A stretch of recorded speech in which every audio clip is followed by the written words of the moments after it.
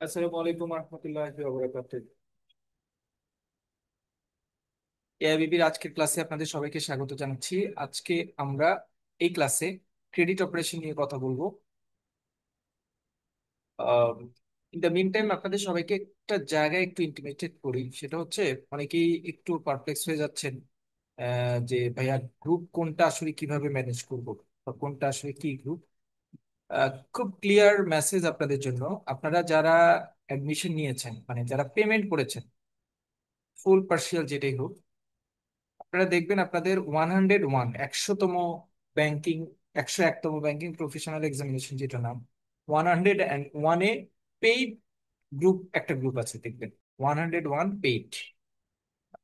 এই এই গ্রুপটা যেটা আছে, পেইড যে গ্রুপটা 101-এর পেইড, সুযোগ আছিল বাসায় পুরো হইলাম। যেমন তোরা যে আসলে ঘুমাইছি তাও তো ঘুমাই নাই। সেই গ্রুপটায় আমরা আপনারা যারা পেমেন্ট করেছেন তাদেরকে অ্যাড করেছি। ওই গ্রুপটায় শুধুমাত্র আমি লিংক দিব, রেকর্ডিং দিব, সিনপসিস গুলি দিব। পারতপক্ষে আমারও যদি কোনো ইনফরমেশন শেয়ার করার দরকার হয়, আমি সেই ইনফরমেশন গুলি ওই গ্রুপে শেয়ার করবো না। শুধুমাত্র যদি কোনো ক্লাস পোস্টপোন্ড হয় তাহলে শুধুমাত্র ওই ইনফরমেশন ওখানে দেওয়া হবে। মানে যেহেতু আমি লিংক দিব, সো কোনো ক্লাস পোস্টপোন্ড হলে সেটা আমি ওখানে দিব। ক্লাস রেকর্ডিং, সিনপসিস, যত ধরনের ক্লাস ওয়াইজ আছে তত ধরনের রেকর্ডিং সিনপসিস আমরা ওই গ্রুপে দিব। আপনারা সম্ভবত দেখেছেন যে আমাদের আহ, আমরা আজকে যে মানে স্যাম্পল বেসিসে আমরা আজকে দুইটা রেকর্ডিং শেয়ার করেছি, রিস্ক ম্যানেজমেন্টের রেকর্ডিংটা শেয়ার করেছি এবং ট্রেড ফাইন্যান্সের গতকালকে যে দুইটা ক্লাস ছিল সেই দুইটা ক্লাসের রেকর্ডিংটা শেয়ার করেছি। গতকালকে কোয়েশ্চেন অ্যানালাইসিস আমরা যে দুইটা করেছি সেই কোয়েশ্চেন অ্যানালাইসিসটা শেয়ার করেছি। এটা হচ্ছে আমাদের লাস্ট ক্লাসের যে ডিসকাশন। এবং রিস্ক ম্যানেজমেন্টের এবিসি যে শিটটা আছে সেই শিটটা শেয়ার করছি। এখানে কিন্তু আপনারা কেউ মেসেজ দিতে পারবেন না, শুধু আমি মেসেজ দিতে পারবো। যে অ্যাডমিন আছে সে শুধু মেসেজ দিতে পারবে। এটা আমি এই কাজটা করেছি শুধুমাত্র আপনাদের সুবিধার জন্য, যাতে আপনারা সিনপসিস গুলি, রেকর্ডিং গুলি ঠিকঠাক করে পান, কেউ কোনো ক্লাস মিস যাতে না হয়। জেনারেল গ্রুপ ভাইয়া যেটা আছে, 101 জেনারেল একটা গ্রুপ আছে, এখানে আপনারা ছাড়া আরো যারা ইন্টারেস্টেড ছিল বিভিন্ন সময় বিভিন্ন গ্রুপ থেকে অ্যাড হয়েছে, ওটা ওপেন, যে কেউ ওখানে অ্যাড হতে পারে। ওখানে আমরা শুধু ক্লাস রিলেটেড আপনাদের যদি কোনো কোয়েরি থাকে সেটা আমরা সেখানে দিব এবং সে অনুযায়ী অ্যান্সার দিব। দুইটা গ্রুপ। আরেকটা গ্রুপ হচ্ছে প্রফেশনাল কমিউনিটি, যেখানে সকল ব্যাংকাররা আছে। সেই গ্রুপটায় আপনি থাকলে আপনার জন্য সেটা বেনিফিটেড, কারণ বিভিন্ন জন বিভিন্ন ইনফরমেশন শেয়ার করে, বিভিন্ন ব্যাংকের বিভিন্ন ইনফরমেশন একসাথে সেখানে শেয়ার করে। সো যেমন একজন আজকে একজন শেয়ার করেছে, আপনারা দেখেছেন কিনা প্রফেশনাল কমিউনিটিতে, এই আজকে একটু আগে আবির নামে আমাদের আমাদের আবির ভাই শেয়ার করেছে যে সম্প্রতি দেশে প্রথম সোশ্যাল কারেন্সি কার্ড চালু করেছে স্টান ব্যাংক। দুই লাইন লিখেছে জাস্ট। এই দুই লাইন কিন্তু আপনি যখন ওই গ্রুপে এই দুই লাইন পড়বেন, আপনার কাছে একটা টোন, আপনার একটা নলেজ, একটা জায়গায় একটা জিনিস শেয়ার হলো। ওই গ্রুপটাতে আমরা মেইনলি আপনারা যারা প্রফেশনাল জার্নি,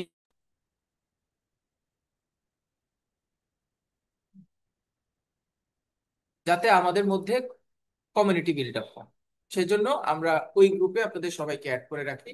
এটা আপনাদের জাস্ট ফিউচারের জন্য, হয়তো দেখা গেল ক্লাস শেষ হয়ে গেল, তারপরে ওই কমিউনিটিতে থাকলে টোটাল ব্যাংকিং এর একটা নলেজ ওখান থেকে জানা যায়। তাহলে আপনি হ্যাঁ, ভাইয়া আসসালামু আলাইকুম। জি, ওয়ালাইকুম আসসালাম। ভালো আছেন? রায়হান বলছিলাম। জি এই যে গ্রুপের বিষয়টা একটু আপনার সাথে যোগ করার জন্য, যে গ্রুপে যে মেসেজ পেইড গ্রুপটাতে, এটাতে আজকে যে সিনোপসিস গুলা এবং রেকর্ডিং গুলা শেয়ার করছেন, এখানে ভাইয়া শুধু এগুলাই শেয়ার করলে আমাদের জন্য উপকার হবে। যদি কোনো ক্লাস চেঞ্জ হয় অথবা অন্য কিছু হয়, এই অপশন গুলা কি ওই যে ইয়েতে জেনারেলে দেওয়া যায় না? শুধু এটাতে সিনোপসিস গুলা থাকলে ভালো হয় না? না না না, ওইটা আমার ক্লাস লিঙ্কটা, কারণ ক্লাস লিঙ্কটা আমি ও, ওই গ্রুপে, বুঝছি পেইড বুঝছি, গ্রুপে। কারণ আপনার তো এই ক্লাসের পরে ফ্রি অ্যাক্সেস বন্ধ হয়ে যাবে, তাইলে ওইটাতে দিলে সবাই পেয়ে যাবে, তাই তো? জি জি জি জি। না, ঠিক আছে ঠিক আছে ঠিক আছে, ধন্যবাদ। কারণ এখানে ওই যে অনপ্রিভেট কোনো এসএমএস আমরা দিলে, যদি অনেকগুলো এসএমএস এর নিচে পড়লে আমরা পরে খুঁজে পাবো না। যারা রেগুলার না করে তারাও তো খুঁজে পেতে হবে। জি, যারা অনেকেই আছে আমাদের ব্যাচে, অনেকেই আছেন যারা শুধুমাত্র রেকর্ডিং মানে রেগুলার ক্লাস করতে পারবে না, সেক্ষেত্রে রেকর্ডিং এর উপর ডিপেন্ড থাকতে হয়। রেকর্ডিংটা যাতে তুমি সিকুয়েন্সিয়ালি পাই। রেকর্ডিং খুব ঝামেলা হবে না, কারণ আমি ফ্রন্ট লাইনারের যে পেজটা দিই ওখানে class number 1, class number 2, class number 3টা দিয়ে দিই। সুতরাং ওখান থেকে দেখে নিতে পারবে, কোনো সমস্যা হবে না। এই হচ্ছে মোটামুটি আপনি তিনটে গ্রুপে অ্যাড থাকবেন। আর বাকি কোনো গ্রুপের ব্যাপারে আমাদের সাথে আপনার কোনো লিঙ্ক না থাকলে হবে। যারা আমাদের এর আগের ব্যাচে ক্লাস করেছেন কোনো কারণে, পার্ট ওয়ানে ক্লাস করেছেন, মানে জেআইবিবি তে ক্লাস করেছেন, তাহলে জেআইবিবির 100 জেআইবিবি তে আপনি কিন্তু অ্যাড আছেন। আপনি চাইলে ওখান থেকে রিমুভ নিতে পারেন, কোনো সমস্যা নেই। শুধুমাত্র প্রফেশনাল কমিউনিটি যেটা, সেটা থেকে রিমুভ নিয়েন না, কারণ এটা আপনার জন্যই হেল্প হবে। বাট যদি মনে করেন যে জেআইবিবির আমাদের গত বছরে যে ব্যাচে আপনি ছিলেন সেটা থেকে আপনি রিমুভ করতে চান, তাহলে আপনি রিমুভ করতে পারেন, কোনো সমস্যা নেই। এই হচ্ছে আমাদের গ্রুপ ইনফরমেশন, সবার জানার একটু দরকার আছে, তাহলে আপনাদের আর কোনো অসুবিধা হওয়ার কথা না। জাকির ভাই, একটা কথা। জি। আচ্ছা, ওই যে পেড গ্রুপে কিন্তু ওই ইয়ে রিস্ক ম্যানেজমেন্টে সি যেটা আপনার আমাদের কালকে ওটা আসে না, আসতে হচ্ছে আপনার ওই ডিটেলসটা আর কি, আপনার কোশ্চেন অ্যান্সার। আচ্ছা, এটা আমি দেখছি। মানে পেইড গ্রুপে আপনাদের কোয়েশ্চেন অ্যান্সার আসছে, এবিসিটা আসে নাই, এটা বলছেন? হ্যাঁ, জি জি, যে আহ, আপনার যে সব সংখ্যাগুলো হ্যাঁ হ্যাঁ, দিয়েছিলেন এবিসি। আচ্ছা ঠিক আছে, আমি ওটা অ্যাড করে দিচ্ছি। আপনাদের এখন তো সিনোপসিস চলে গেছে, সিনোপসিস চলে গেছে, অসুবিধা নাই। আমরা এই সিনোপসিসটা পড়বো, সেটাও আপনাদের জন্য একটু অ্যাড করে দিয়ে রেখেছি, আমি এবিসিটা দিয়ে দিব। এটা আমরা এই সিনোপসিসটাও আপনারা প্রিন্ট করে নিতে পারেন। এটা, তবে এটার মধ্যে একটু চেঞ্জ হবে, আমরা নতুন চ্যাপ্টার ওয়াইজ কোয়েশ্চেন, কিছু কোয়েশ্চেন অ্যাড হবে। আচ্ছা, এবিসিটা আমি অ্যাড করে দিব, কোনো সমস্যা নাই। আর ট্রেড ফাইন্যান্সটা জাকির ভাই, জি। Trade finance. হ্যাঁ, ট্রেড ফাইন্যান্সটা সবকিছু অ্যাড হবে। আমাকে একটু সময় দিতে হবে। নর্মালি যেটা হবে,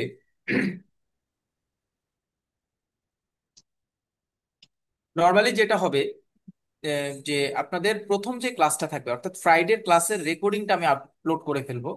সিনোপসিস বা ওই জিনিসটা হয়তো পরের দিন, কারণ এই 2 দিনের সিনোপসিস এডিশনাল সবকিছু আমাদের আবার কিছু চেঞ্জেস ইস্যু আছে, সেগুলি অ্যাকুমুলেট করে আমরা আপনাদেরকে স্যাটারডে নাইটে দিয়ে দিব, মানে দুইটা ক্লাসেরই স্যাটারডে নাইট অথবা ফ্রাইডে সকাল, সানডে সকাল। আপনারা নর্মালি, আমাদের প্ল্যান থাকে যে আপনারা সানডেতে সেটা প্রিন্টের ইস্যুতে যাবে, সানডে সকালে এতটুকু পর্যন্ত আমাদেরকে টাইম দিতে হবে, কারণ আমরা অ্যাকুমুলেট করে সবকিছু একসাথে গুছিয়ে তারপরে সিনপসিসটা ফাইনালি আপনাদের গ্রুপে অ্যাড করি। বাট রেকর্ডিংটাতে খুব বেশি প্যারা থাকে না, রেকর্ডিংটা জাস্ট প্রসেস হলেই হয়। সো রেকর্ডিংটা আমরা ডে টু ডে রেকর্ডিংটা আপলোড করে দিব। সিনপসিসটা আপনাদের একদিন পরে যাবে, একদিন পরে আপনারা মেইনলি পাবেন, যেটা ধরেন এক্সেপশনাল সাবজেক্ট থাকে। আর রেগুলার সাবজেক্ট হলে সাধারণত একদিন পরে আপনাদের যাবে না, যেমন trade risk management, trade finance, তারপরে হচ্ছে জিএফআই, ক্রেডিট অপারেশন, এগুলি একদিন পরে হবে না, একদম আপডেটেড থাকবে। আইসিটিটা একদিন পরে যাবে, অথবা অন্য কোনো সাবজেক্ট হলে একদিন পরে যাবে। আদারওয়াইজ অন্য সাবজেক্টগুলি অ্যাজ ইউজুয়াল, আপনাদের পার্টে খুব ঝামেলা নাই, এগুলি সবই গোছানো অলরেডি। পার্ট ওয়ানে হয়তো বেসিক অ্যাকাউন্টিং যেটা আছে সেটা সিনপসিস একটু পরে যাবে, কারণ ওটা নিয়ে একটু এডিশনালি কাজ করতে হয়। সো সিনপসিস যেহেতু আপনারা সানডেতে প্রিন্ট দিবেন, সানডের আগেই আপনারা মোটামুটি আপনার গ্রুপে সিনপসিসটা কভার আপ হয়ে যাবে ইনশাল্লাহ। আজকে আমরা এখন ক্রেডিট অপারেশন নিয়ে কথা বলবো, সবাই একটু মনোযোগ দিবেন। ক্রেডিট অপারেশনে প্রথম কথা, না ভয়ে পান বা না ভয়ে পান, ক্রেডিট অপারেশনে ম্যাথ আছে, ঠিক আছে? আমরা যদি প্রিভিয়াস ইয়ারের কোয়েশ্চেনটা একটু অ্যানালাইসিস করি, তাহলে আমরা আসলে কি দেখতে পাই এটা একটু আগে একটু দেখে আসি। এটা লাস্ট ইয়ারের কোয়েশ্চেন। এখানে যে কোনো 5টা প্রশ্ন উত্তর দিতে হবে অ্যাজ ইউজুয়াল, এখানে কোনো প্যাচ নাই। তারপরে, what is the role of credit management in the bank, briefly discuss different types of relation between banker and customer, what additional obligations come with this special relationship, এটা আমরা পড়বো, এটা বইয়ের প্রশ্ন। Discuss the qualities of good borrower, borrower ওই যে মানে 5 C's এর যে প্রশ্নটা সেটা দিছে। তারপরে write briefly about the financial statement prepared as per international accounting standards, IAS. Discuss the 3 commonly use tools for financial statement analysis, ICRRS. ICRR থেকে 9 নম্বর প্রশ্ন আসছে, মানে আইসিআরআরএস থেকে প্রত্যেক বছর 10 নম্বরে একটা একটা প্রশ্ন থাকবে, মানে আপনার টোটাল পরীক্ষায় অ্যান্সার করতে হবে 100, তার মধ্যে 10 আইসিআরআরএস থেকে থাকবে, মানে মাস্ট, মাস্ট, মাস্ট। সো আইসিআরআরটা সবসময় ইম্পর্টেন্ট টপিকস। তারপরে হচ্ছে what is credit investment, discuss 6 C's that a bank should consider at the time of credit investment process, আমাদের রেগুলার প্রশ্ন। ডিফাইন সিএমএসএমই, আমি বারবার বলেছি ডিফাইন সিএমএসএমই। গত বছরে মনে হয় ক্রেডিট অপারেশনে আমাদের সাথে যারা ছিলেন, গত বছর মোহাম্মদ মাসুম ভাই, ফেরদৌস, নুসরাত, রোকসানা আপু, সালমা। সালমা খানম, আসলে সালমা খানম আপনার দোষ, আপনি পরীক্ষা দেন নাই, না হলে আপনি পাশ করতেন। আপু অসুস্থ ছিল। আর অন্যান্যরা যারা আছে তাদের মোটামুটি কভার আপ হয়েছে। সীমা রানী বল, সীমাপুর, সীমাপুর আছে। আচ্ছা, ক্রেডিট অপারেশনে আমাদের মোটামুটি সালমা খানম গত বছরের ক্যান্ডিডেট, এবার আবার জয়েন করেছেন। আপু আসলে গত বছর রেগুলার স্টুডেন্ট ছিল কিন্তু পরীক্ষা দেয়নি উনি। শারীরিক অসুস্থতার মধ্যে ছিলেন। তিনি তিনটা পরীক্ষা দিয়েছেন, তিনটা পরীক্ষায় পাশ করেছেন, তিনি আবার অ্যাড হয়েছেন।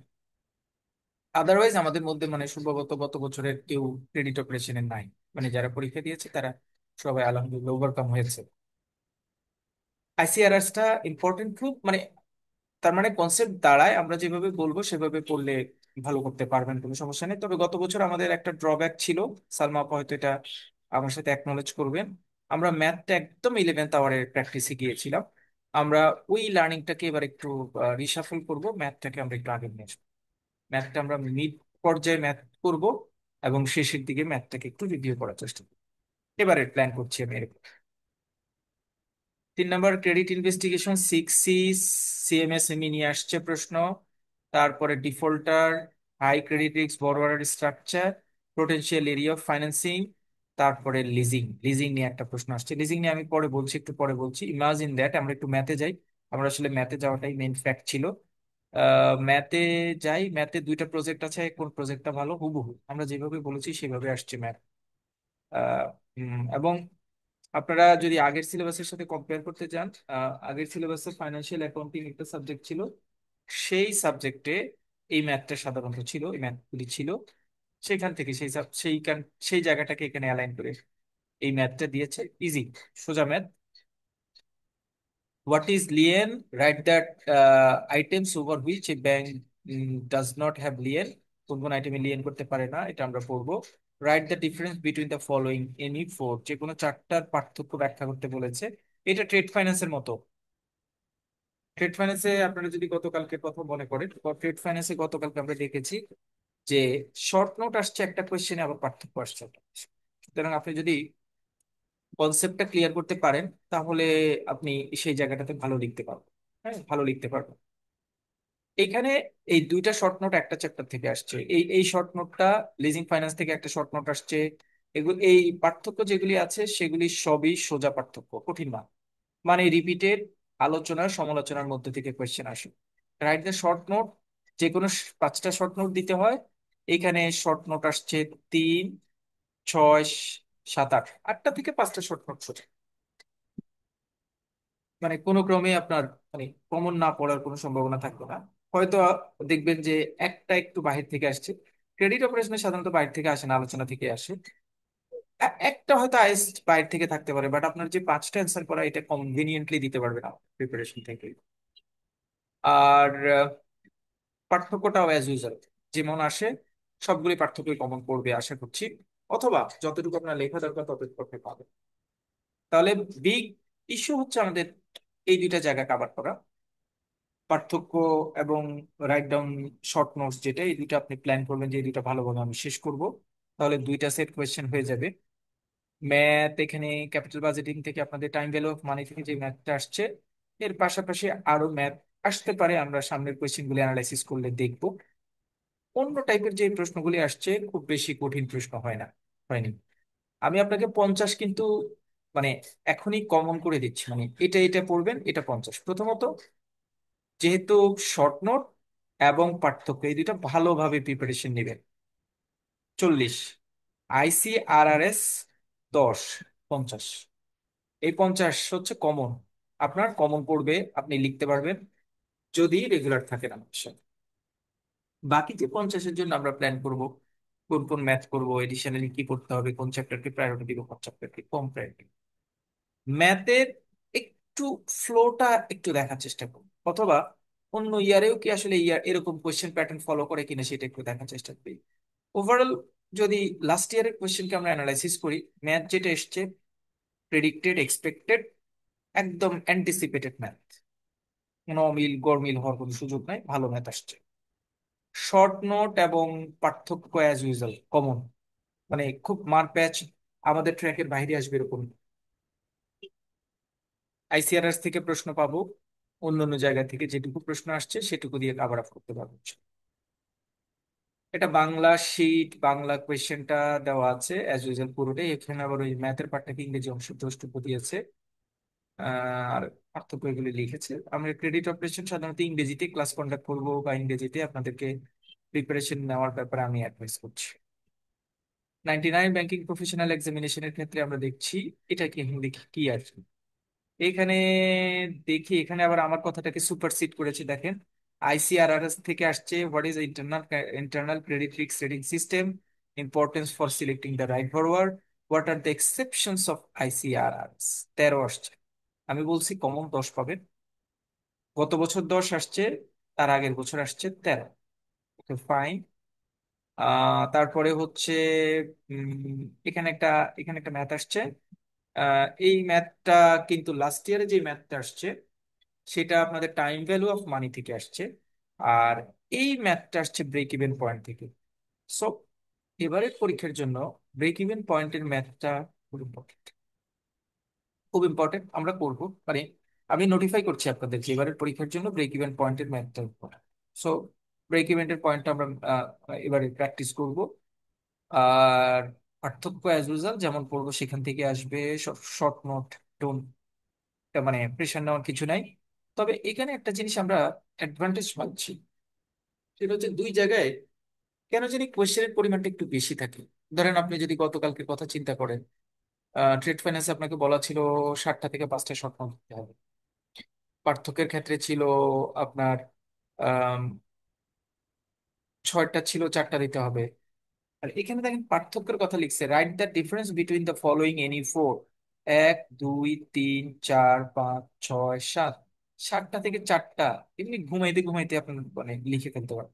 মানে কোনো ধরনের পারপ্লেক্সিটি মাথায় নেওয়াই যাবে না যে ভাইয়া এগুলি কমন পড়বে তো। মানে একটা প্রশ্ন তো আপনাদের মাথায় ঘুরে যে ভাইয়া আপনি যে শীট দিবেন সেখান থেকে কমন পড়বে তো।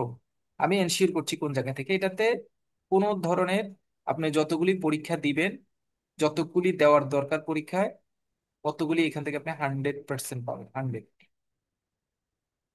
হয়তো এমন সময় হবে একটা বা দুইটা এমন হলো বাহির থেকে আসছে, হয়তো আমাদের ট্র্যাকের বাইরে থেকে আসছে, যেটা গতকালকে আমরা দেখেছিলাম।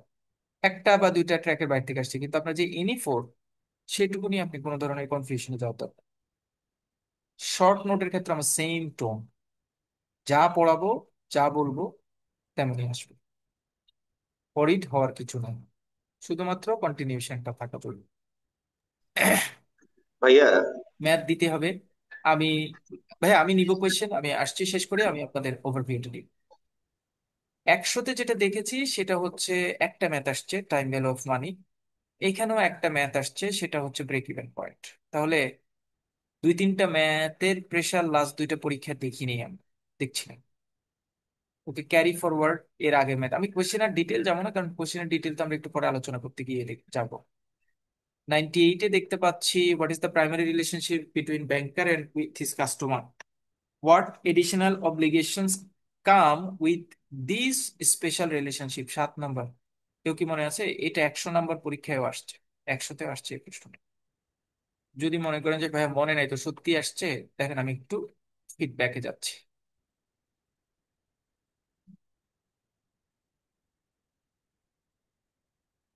এই যে এই প্রশ্ন একদম হুবহু আসছে, হুবহু। Briefly discuss different types of relationship between banker and customer. Right, additional obligations come with this special relationship. হুবহু রিপিট করছে, মানে ওই অল্টারনেটিভ বোর্ডে এসে, মানে অল্টারনেটিভ বোর্ডে গিয়ে এটা রিপিট হয়েছে। ওকে,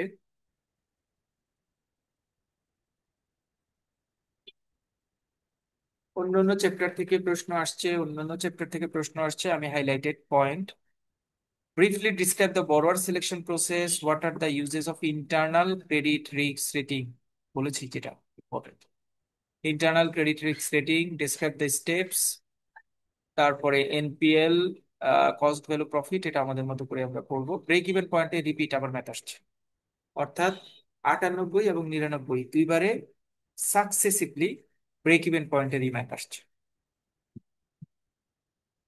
তারপরে describe the different way to financing A project. এখানে আবার আরেকটা ম্যাথ আসছে, the following is in the additional information. এটা হচ্ছে আরেকটা ম্যাথ আসছে, আপনাদের আরেকটা চ্যাপ্টারের ম্যাথ আছে, সেখান থেকে ম্যাথ আসছে। কস্ট অফ গুডস সোল্ড এর যে ম্যাথটা সেটা আসছে। এটা আমরা প্র্যাকটিস করবো না, আমাদের এবারে পরীক্ষার জন্য এটা আমরা এই ম্যাথটা আমরা করবো না, মানে এই টাইপের ম্যাথ আমরা করবো না, কারণ সব ম্যাথে পড়ার দরকার নাই। এইখানে দুইটা ম্যাথ আসছে আর ম্যাথ আসে নাই, মানে 98-তে আপনাদের কোয়েশ্চেন প্যাটার্নটা আবার একটু চেঞ্জ হয়েছে ছিল। সেখানে আসলে শর্ট নোট আসছে শুধু, পার্থক্য নাই। দুইটা ম্যাথের ইনভলভমেন্ট দেখতে পাচ্ছি, দুইটা ম্যাথের, বাট কোয়েশ্চেনটা সোজা ছিল, দেখেন দেখতে পাচ্ছেন এখানে ওরকম কোনো কিন্তু সোজা সোজা ছোট ছোট প্রশ্ন, কেস স্টাডি বা অন্য কোনো অব্লিগেশনস, অন্য কোনো ব্যারিয়ার কিন্তু এখানে নাই। দুইটা কোয়েশ্চেন আসছে। আচ্ছা, সেটা হচ্ছে 98। এবার 97টা আমরা একটু দেখি। What do mean by credit risk, central decentralize, এটা আমাদের কমন প্রশ্নগুলি, কমন প্রশ্ন, রাইট অফ সেট আপ, এগুলি আমরা পড়বো। তারপরে হচ্ছে why monitoring of loan is important, when a loan is classified, internal credit রিস্কের জায়গাটাও এখানে আসছে। আর মানি লন্ডারিং কোর্ট অ্যাক্টের একটা প্রশ্ন আসছে, যেটা আবার আমরা এটা পড়বো, এটা খুব ইম্পর্টেন্ট আপনাদের জন্য, খুব ইম্পর্টেন্ট এবারের পরীক্ষার জন্য। Discuss the steps of filing suit under money laundering court act, এটা পরীক্ষার জন্য খুব ইম্পর্টেন্ট। সেট আপ আসছে, রিশিডিউলিং, এগুলি আমরা পড়বো।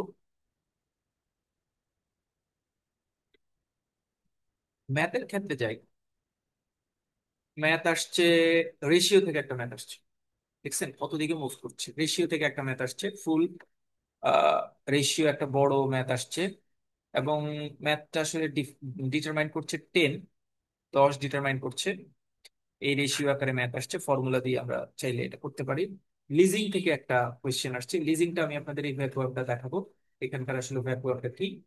লিজিং মনে রাখেন, লিজিং থেকে একটা ফুল সেট কোয়েশ্চেন আসছে। What is lease finance, what are the objectives and importance of lease finance, what are the potential area of finance through leasing in Bangladesh, lease finance থেকে একটা কোয়েশ্চেন আসছে। তারপরে what do mean by working capital, working capital থেকে একটা ম্যাথের একটা part আসছে, এটা টাইম ভ্যালু অফ মানির ম্যাথ, আমরা করেছি এনবি এআরআর। এটা একসাথে যে ম্যাথটা আসছে ওইরকম ম্যাথ, একটু অন্যভাবে দিয়েছে, ওইরকম আমরা এটা করেছি। তাহলে এই পরীক্ষায় হিসেব অনুযায়ী দুইটা ম্যাথ আসছে। তারপরে যদি আমি 96-তে যাই, 96-তে গিয়ে অ্যাজ ইউজুয়াল সিএমএসএমই আমরা পড়বো। আইসিআরআরএস 10 মার্ক আসছে, আমরা পড়বো জানি। তারপরে কোলেটারাল বেসিস একটা ম্যাথ আসছে, টিয়ার 1 আর কোলেটারাল বেসিস একটা ম্যাথ আসছে। এখানে আবার ব্রেক ইভেন পয়েন্টের আর একটা ম্যাথ আসছে, ব্রেক ইভেন্টের ম্যাথ আসছে। এইখানে আপনার time value of money, capital budgeting এর যে ম্যাথ আছে, টাইম ভ্যালু অফ মানির ম্যাথ আসছে, দুইটা ম্যাথ আসছে। আরেকটা ম্যাথ আসছে ওয়ার্কিং ক্যাপিটালের একটা ম্যাথ আসছে, ওয়ার্কিং ক্যাপিটালের স্ট্রাকচার নিয়ে এখানে একটা ম্যাথ আসছে, ওয়ার্কিং ক্যাপিটালের স্ট্রাকচার নিয়ে একটা ম্যাথ আসছে। আর এখানে কোনো পার্থক্য আসে নাই, এখানে শর্ট নোট যেগুলি আসছে এগুলি as usual পড়া শর্ট নোট থাকবে, কোনো সমস্যা নাই। এই হচ্ছে আপনাদের লাস্ট 5 ইয়ার্স এর কোয়েশ্চেন অ্যানালাইসিস। যদি আমি সামারি করি, আবার মানে এই এই নেক্সট 2-3 মিনিটস আপনার জন্য খুব ইম্পর্টেন্ট, মনে রাখাটা খুব ইম্পর্টেন্ট ক্রেডিটে ভালো করার জন্য। কোয়েশ্চেনের প্যাটার্নটা 96 থেকে গ্র্যাজুয়ালি যখন চেঞ্জ হচ্ছে, চেঞ্জে আমি দেখতে পাচ্ছি যে প্রথম দিকে, প্রথম একটা পরীক্ষায় শুধুমাত্র শর্ট নোট আসছে, পার্থক্য আসে নাই। বাট পার্থক্য এবং শর্ট নোট মিলিয়ে কোয়েশ্চেন হয়েছে 97, কোয়েশ্চেন হয়েছে 99, কোয়েশ্চেন হয়েছে 100। যেহেতু 99 এবং 100-তে ব্যাক টু ব্যাক হয়েছে, তাহলে এবার আপনাদের দুইটা প্রশ্নই থাকবে, একটা issue। তাহলে দুইটা প্রশ্ন আমরা নিজেরা পড়বো ওটা ওই জায়গা থেকে। আইসিআরআরএস একটা এডিশনাল একটা সিঙ্গেল টোন আছে বা টপিকস আছে, সেটা পড়বো, 50 মার্কস আমার পাবো। লিজিং এর একটা চ্যাপ্টার আমরা একটু পরে যখন বইটা দেখাবো তখন আমি সেখানে দেখাবো, লিজিং এর একদম ছোট্ট একটা চ্যাপ্টার, মাত্র 4টা প্রশ্ন পড়বো আমি সেখানে, মাত্র 4টা, সেখান থেকে অ্যাকসেপ্ট প্রশ্ন কমন পড়বো। তাহলে 70 হলো, 70-এর প্রিপারেশন নিতে পারলেন উইদিন শর্ট প্রিপারেশনে বা শর্ট শর্ট স্প্যান অফ টাইমে আপনি প্রিপারেশনটা কভার করে ফেলতে পারবেন 70-এ। বাকি 30-এর জন্য আপনার অন্য জায়গায় প্রিপারেশন নিতে হবে। এডিশনালি কনফিডেন্স গ্যাদারের জন্য ম্যাথের পার্টটা থাকবে। কারণ বরাবরই আপনার মাথায় কাজ করবে যে ভাইয়া ম্যাথ অ্যান্সার না দিলে কি ক্রেডিট পাস করা যাবে কিনা।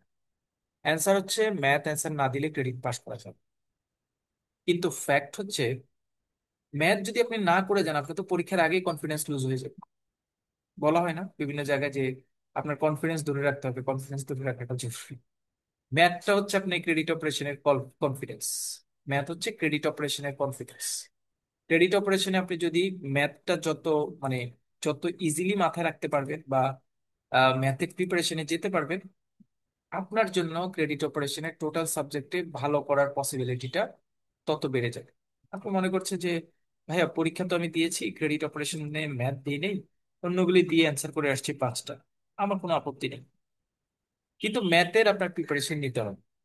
ম্যাথের প্রিপারেশন নিলে আপনার কনফিডেন্সটা বাড়বে। পরীক্ষার হলে গিয়ে এবার আপনি কি করেন, আপনার যদি অন্যান্য রিটেন পরীক্ষার কোয়েশ্চেনগুলি কমন পড়ে যায় এবং সেই কোয়েশ্চেনগুলি দেখেন যে না এগুলি আপনি প্রপার হইতে অ্যান্সার করতে পারছেন, আপনি ম্যাথ দিবেন না। আমার জোর নাই যে ম্যাথ দিতে হবে। কিন্তু ম্যাথ ছাড়া কোনো ধরনের প্রিপারেশন আপনি যেতে পারবেন। এখন ম্যাথের যে প্রিপারেশন নেবেন, ম্যাথে আসলে কয় ধরনের চ্যাপ্টারের প্রিপারেশন আপনাকে নিতে হবে বা আমরা আসলে কি করব। আর 99 এবং 100-তে আমরা দেখেছি ম্যাথ আসছে প্রত্যেকবার একটা একটা, কিন্তু 97-98-তে কিন্তু দুইটা করে ম্যাথ আসছে। তাহলে আমি ধরে নিচ্ছি দুইটা ম্যাথের কথাই চিন্তা করছি, যে দুইটা ম্যাথই আসবে, দুইটার বেশি তো আর আসছে না। ভাইয়া কিন্তু আসসালামু আলাইকুম। জি, ওয়ালাইকুম আসসালাম। একটা প্রশ্ন আছে যেটা ডিসপ্লে দিয়ে রাখছেন, write and compiled and file by edited by mister Ali Hossain Pradhania, NRBC ব্যাংকের চেয়ারম্যান স্যার। জি। এটা কি ওই যে আইবিবির রিডিং ম্যাটেরিয়ালসটা? হুম। আইডিং যাক ভালো। IBB reading ম্যাটেরিয়ালসটা। জাকের ভাই স্যারটা আমার আমাদের একটা কোশ্চেন ছিল। জি। এখানেও কি চ্যাপ্টার ওয়াইজ কোশ্চেন আসে নাকি ল্যাস লাগানো থাকে এক চ্যাপ্টারটার সাথে আরেক চ্যাপ্টারের ও কোশ্চেনের? আচ্ছা আচ্ছা, আপনি প্রশ্নটা তখন রিলিভেন্টলি নিলে হতো। আচ্ছা আমি একটু অ্যাডভান্সলি বলে দিই, কোয়েশ্চেনটা যেহেতু সরিয়ে ফেলেছি। এখানে ল্যাজ লাগানো কোয়েশ্চেন থাকে না, চ্যাপ্টার ওয়াইজ কোয়েশ্চেন আছে। মানে আপনি যেই চ্যাপ্টারের প্রিপারেশন দিবেন নিবেন, আমি একটু অ্যাড করে দেখাই তাহলে আপনাদের একটু কম মানে বুঝতে পারবেন। আমি জাস্ট 1 মিনিট লাগবে, আমি দেখাচ্ছি। আচ্ছা এটা আমি বলতে মিস করেছি, থ্যাংক ইউ।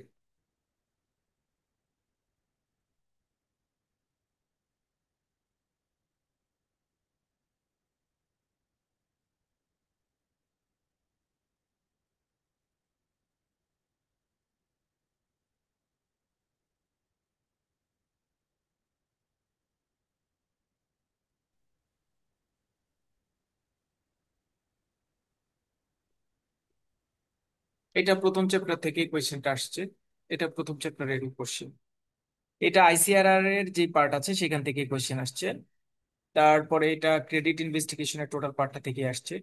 সিএমএসএমই, এটা আমরা যে পার্টের সাথে লিঙ্ক ছিল সেখান থেকে আসছে। Credit default high risk level, এটা এখান থেকে আসছে চ্যাপ্টার ওয়াইজ।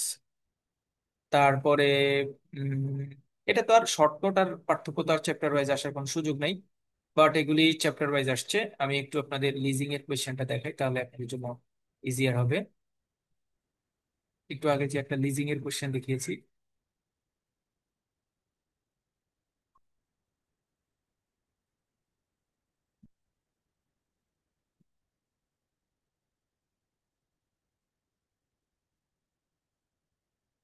ক্যাপিটাল বাজেটিং থেকে স্টার্টিং পয়েন্ট দিয়েছে, describe the importance and technique of financial statement analysis, একই চ্যাপ্টার থেকে আসছে, সেখান থেকে আবার ম্যাথ দিয়েছে। তারপরে what is lease financing, what are the objectives and importance of lease financing, একই question. What are the potential areas of financing through leasing in Bangladesh, একই কোয়েশ্চেন। মানে লিজ ফাইন্যান্সিং থেকে একটা সেট কোয়েশ্চেন থাকছে, আর যে চ্যাপ্টার যেখানে যেটা কভার আপ করছে ওই চ্যাপ্টারই থাকছে। সুতরাং আমরা যখন প্রিপারেশন একটু শর্টকাট করতে চাইবো তাহলে আপনি চাইলে শর্টকাট করতে পারেন। তবে ক্রেডিট অপারেশনের ক্ষেত্রে আমরা একটু সবাইকে একটা ব্যাপারে একটু কনসার্ন করি, সেটা হচ্ছে credit operation not only for your exam. শুধুমাত্র যে আপনার এক্সামের জন্য ক্রেডিট অপারেশনটা জানতে হবে এরকম কিছু না। আপনি যদি ক্রেডিট অপারেশনটা ঠিকঠাক করে বুঝতে চান তাহলে আইবিবির এই স্ট্রাকচারটা আপনাকে বেশি হেল্প করবে। কারণ এখানে ক্রেডিটের একদম A to Z সবকিছু মোটামুটি আলোচনা করা হয়, সকল কিছু একত্রে একসাথে নিয়ে আসা। সো যেহেতু এখানে একসাথে নিয়ে আসা, আমরা জানি ধরেন আপনি আইসিটি পরীক্ষা দিবেন, আমি জানি আইসিটি পরীক্ষা দেওয়ার পরে আপনি যদি আইটিতে কাজ না করেন তাহলে আপনার খুব বেশি প্রয়োজন হবে না। So far I know governance, আমরা জিএফআই বলি, মুখে মুখে বলি গভর্নেন্স ছাড়া ব্যাংকিং চলবে না, এনশিওর করতে হবে। বাট রিয়েল ফ্যাক্ট হচ্ছে গভর্নেন্স আপনি পরীক্ষা দেওয়ার পরে আইকিউ সার্ভের জন্য, সিভিক সেন্সের জন্য কিছু ইনফরমেশন আপনার মধ্যে রিস্টোর করতে হবে, বাকি জিনিসগুলি কিন্তু আসলে আপনার কাজের জন্য দরকারি না। ভাইয়া একটা প্রশ্ন ছিল, সেটা হচ্ছে এটা কি আহ, প্রশ্ন, বিগত বছর প্রশ্নগুলো কি রিপিট হতে পারে? হ্যাঁ, আমি একটু আগে দেখিয়েছি যে 98 যে প্রশ্ন ছিল সেটা 100-তে আসছে। কিছু প্রশ্ন রিপিট হয়, কিছু প্রশ্ন রিপিট হয়। আমি আমাদের সাজেশনে, সলিউশনে আমরা সাধারণত লাস্ট ইয়ারের কোয়েশ্চেন বা এটা বাদ দিই না। আমি যেটাকে, যে চ্যাপ্টার আমি যেটা করি, ওই যে একটু আগে যিনি ভাইয়া প্রশ্ন করেছিলেন, আমি যখন দেখি যে একটা চ্যাপ্টার আমি পুরো কাভার করব, কারণ আমার তো থিম থাকে, যেমন লিজ লাস্ট ইয়ারে যেটা আসছে সেটাও কিন্তু আমি এবার আপনাকে পড়তে দিব, আবার বাদ দিব না। কারণ আমার টার্গেট হচ্ছে লিস্ট থেকে আপনি একটা প্রশ্ন অ্যান্সার করবেন। সো লাস্ট ইয়ারে যেটা আসুক আসুক, ওটা আবার আপনি রিপিট করবেন, লিস্টটা যাতে আপনার কমপ্লিট প্রিপারেশন থাকে। তাহলে লিস্ট থেকে যেখান থেকেই প্রশ্ন আসুক আপনি যাতে সেটটা কাভার আপ করতে পারেন। আমার দরকার হচ্ছে সেটটা কাভার। আবার যেই চ্যাপ্টারে দেখবো যে এটা গত বছর আসছে সুতরাং এটা পড়ার দরকার নাই, এটা বাদ দিলেও হবে, আমি তো কিছু চ্যাপ্টারকে আবার লেস ইম্পর্টেন্ট চ্যাপ্টার পড়বো। তো ওইটার মধ্যে আমি অটোমেটেড এমনি শর্ট নোট বা অন্য জায়গাগুলি ছাড়া অন্যগুলি কমিয়ে ফেলি। আমি ইচ্ছে মতো ইচ্ছা করে কমিয়ে ফেলি। তবে রিপিট কোয়েশ্চেন, একদম back to back repeat question কম হয় ক্রেডিটের ক্ষেত্রে, বাট অল্টারনেটিভ ইয়ারে কিছু কোয়েশ্চেন কমন পড়ে। আচ্ছা, আমরা যেটা বলছিলাম সেটা হচ্ছে ক্রেডিট হচ্ছে এমন একটা সাবজেক্ট, যে সাবজেক্টটা ট্রেড ফাইন্যান্সের ক্রেডিট আপনার রিয়েল অ্যাক্টিভিটিতে এটা যথেষ্ট প্রভাব আছে এবং এটা কাজে লাগে, লং লাস্টিং ব্যাংকিং এ কাজে লাগে। লং লাস্টিং ব্যাংকিং মানে আপনি যেমন প্রমোশন রিটার্ন পরীক্ষা দিবেন, ভাইভা পরীক্ষা দিতে যাবেন, বড় ডেজিগনেশন হোল্ড করবেন, ব্রাঞ্চ ব্যাংকিং এ যাবেন, সিনিয়র লেভেলে যাবেন।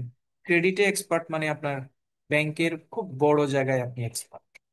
কারণ ওভারঅল ব্যাংকিং এ আপনাদের এই পুরো কোর্সের 12টা সাবজেক্টের মধ্যে 3টা সাবজেক্ট ডিরেক্টলি আপনাদের অ্যাক্টিভিটিজ এর সাথে জড়িত, ব্যাংকিং অ্যাক্টিভিটিজ এর সাথে জড়িত।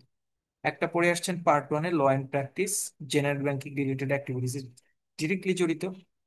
পার্ট 2-তে আপনারা 2টা সাবজেক্ট পড়ছেন, একটা হচ্ছে ক্রেডিট অপারেশন আর হচ্ছে ট্রেড ফাইন্যান্স, ডিরেক্টলি আপনার অ্যাক্টিভিটিস এর সাথে জড়িত। এই 3টা সাবজেক্ট শুধুমাত্র পাশ করার জন্য পড়বো, এই মেন্টালিটিটা যদি কেউ সরাতে পারেন, কারণ আমি ডিপলি পড়াবো, যদি আপনি মনে করেন যে ভাইয়া না আমি সবগুলি নিচ্ছি, বুঝতে পারছি, বোঝার চেষ্টা করছি, তাহলে সেটা আপনার ক্যারিয়ারের জন্য, ক্যারিয়ার ফোরকাস্টিং এর জন্য ভালোভাবে হেল্প করবে। কারণ এই 3টে subject long lasting apart from IBBS certification আপনাকে সাপোর্ট দিবে।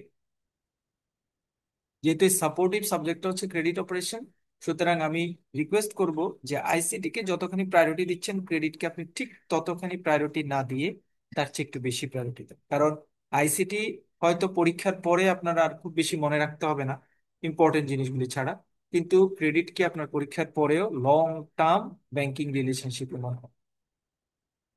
সো ক্রেডিটটা একটু ভালোভাবে করতে হবে। মানে এত কথা বলার কারণ হচ্ছে ক্রেডিটে, লাইক অ্যাজ ট্রেড ফাইন্যান্স, আপনাকে একটু প্রায়োরিটি দিয়ে পড়বে। ওকে, আমরা আসলে একটু বইটা দেখি। বইটাতে আপনাদের মডিউল আছে, মডিউলে একটা, এটা আসলে ইন্ট্রোডাকশন বলা চলে। 2 নম্বরে আছে principal of sound lending and credit process. ভাইয়া স্ক্রিন শেয়ার আসে এটা না। শেয়ারিং। স্ক্রিন শেয়ার হয় না?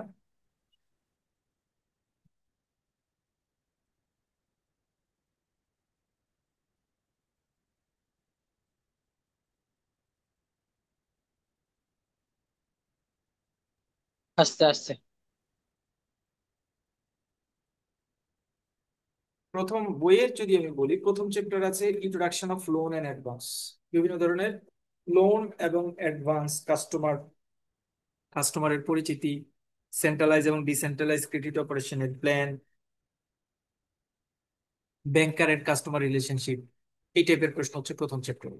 এইটাই কিন্তু আসছিল লাস্টে, এটা হচ্ছে প্রথম চ্যাপ্টার। তাহলে প্রথম চ্যাপ্টারে হচ্ছে লোন অ্যান্ড অ্যাডভান্সের ইন্ট্রোডাকশনটা আসে, তারপরে ডিফারেন্ট টাইপস অফ লোনের অ্যাক্টিভিটিস, তারপরে ব্যাংকার কাস্টমারের রিলেশনশিপ, তারপরে হচ্ছে সেন্ট্রালাইজ ডিসেন্ট্রালাইজ ব্যাংকিং অপারেশন কি, একজন গ্রুপ বরোয়ারের কি কি সাইন থাকে, এবং বিভিন্ন ধরনের ক্রেডিট প্রোডাক্ট গুলি কি কি, সেটা থাকে প্রথম চ্যাপ্টার।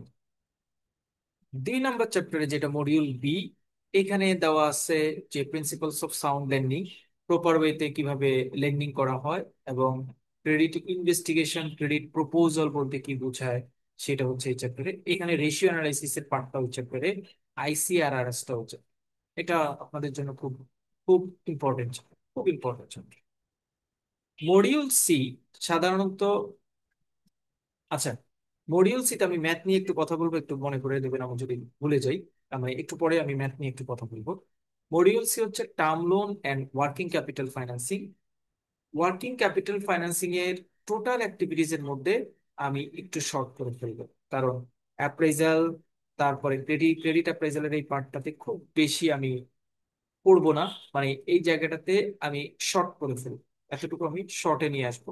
কারণ আমার অলরেডি এই চ্যাপ্টারটা আমি ভালোভাবে প্রিপারেশন নিব, এইটাও ভালোভাবে প্রিপারেশন নিব, তাহলে এটা আমার কাছে মনে হচ্ছে যে মানে আমি আই ফিল যে এতটুকু জিনিস হচ্ছে যারা ক্রেডিটে এক্সপার্ট, বিভিন্ন ধরনের বড় ধরনের প্রজেক্ট নিয়ে কাজ করার এক্সপিরিয়েন্স আছে, তাদের এই জায়গাটাতে বেশি এক্সপার্টাইজ থাকবে। আমরা যারা non non credit background, general banking বা ট্রেডে কাজ করছি, অথবা অন্য কোনো ডিভিশনে কাজ করছি, যারা ক্রেডিটে অ্যাকচুয়ালি এক্সপার্ট না, তাদের জন্য এই চ্যাপ্টারটা, এই অংশটুকু পপ আপ করাটা একটু tough.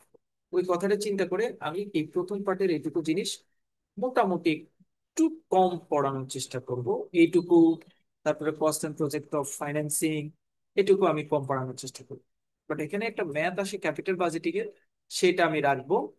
Cost volume profit analysis, যেটাকে আমরা হয়তো অন্যভাবে যেটাকে আমরা বলবো যে ব্রেক ইভেন পয়েন্টের যে ম্যাথটা যেখান থেকে আসে আর কি, এটা মূলত এই জায়গা থেকে আসে। আর টাইম ভ্যালু অফ মানির যে ম্যাথটা আসে ক্যাপিটাল বাজেটিং, সেটা হচ্ছে এখানে। তাহলে এই পোর্শনটা আমি রাখবো, এটাও আমি রাখবো, কারণ এখান থেকে ম্যাথের পার্ট থেকে যেহেতু কোয়েশ্চেন আসে, এই দুইটা পার্টকে আমি কাভার আপ করবো, রাখবো আমার সিলেবাস। মডিউল ডি খুব ইম্পর্টেন্ট এবং খুব ইন্টারেস্টিং।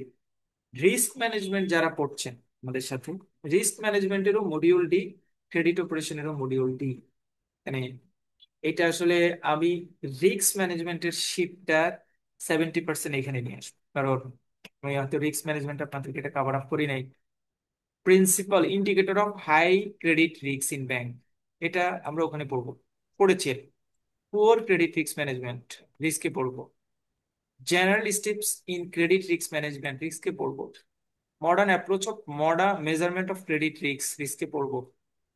পোর্টফোলিও ক্রেডিট রিস্ক, এটা পড়বো না। Credit derivatives and credit risk mitigation, এই দুটো পড়বো না।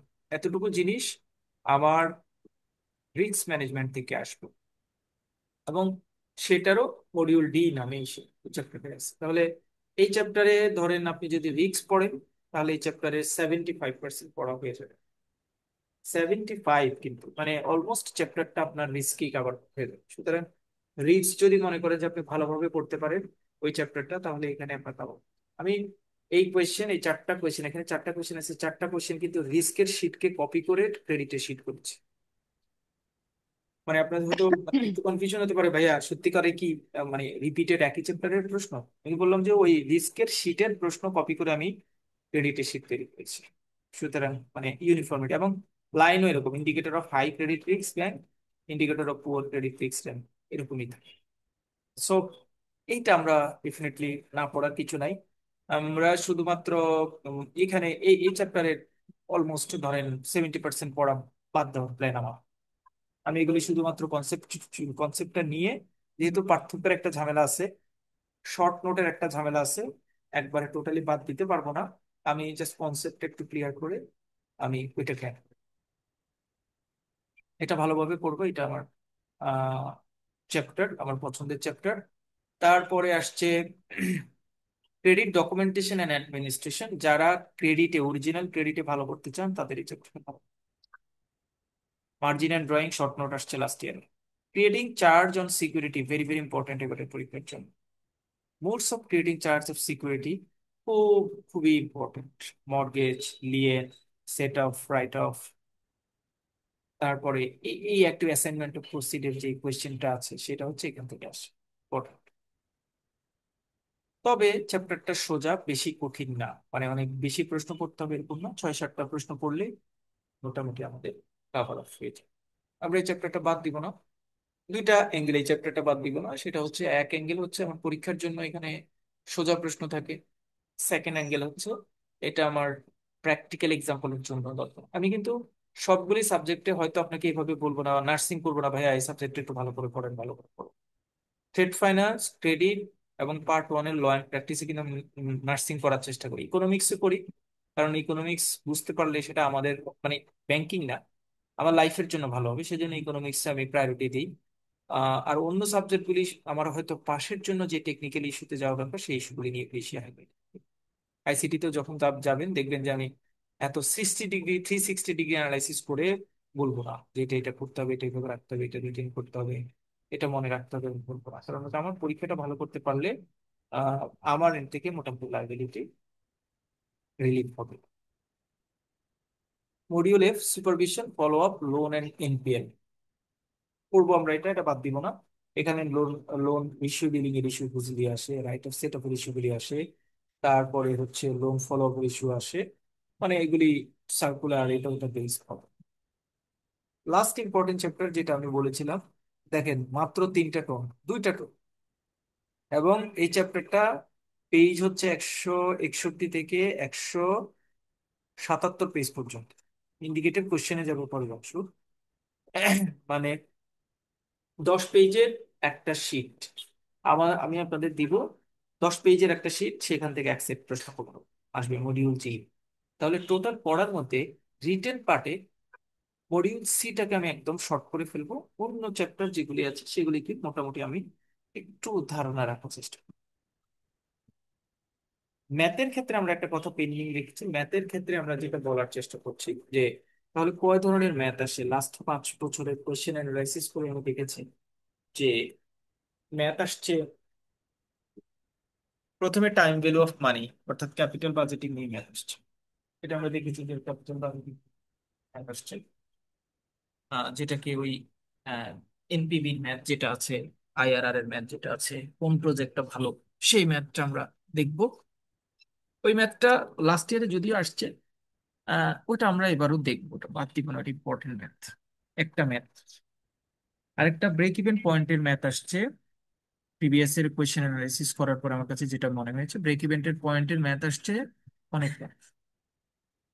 লাস্ট 5 বছরের পরীক্ষার মধ্যে 3বারই ব্রেক ইভেন্টের ম্যাথ আসছে। সো ব্রেক ইভেন্টের ম্যাথটাকেও আমরা কনসিডারেশনে রাখবো। থার্ড নাম্বার, তাহলে break even point, time value of money বা ক্যাপিটাল বাজেটিং এর যে ম্যাথ আছে সেটা, 2টা math. Cost of goods sold এর একটা ম্যাথ আসছে, এটা আমি ডিসরিগার্ড করব, এটার ব্যাপারে আমি তো ইন্টারেস্টেড না, কারণ এটা যেই টাইপের কমপ্লিকেশনটা থাকে ওই কমপ্লিকেশন আমি এখন, আপনাদের বেসিক নাই, অ্যাকাউন্টিং নলেজ অনেক বেশি স্ট্রং লাগে, দ্যাটস আমি সেটাকে বাদ। আর আরেকটা ম্যাথ আছে, আমি প্রেফার করছি রেশিও অ্যানালাইসিস এর ম্যাথটাকে আমি একটু টোন করে যাবো, কেন জানি মনে হচ্ছে রেশিও অ্যানালাইসিস এর ম্যাথ 97-তে এসছে, 98-তে আসেনি, 99-তে আসেনি, 100-তে আসেনি। আনকমন হিসেবে যদি 101-এ চলে আসে, তাহলে ছোট্ট একটা ম্যাথ, শুধুমাত্র ফর্মুলার উপর ডিপেন্ড করে পড়তে হবে।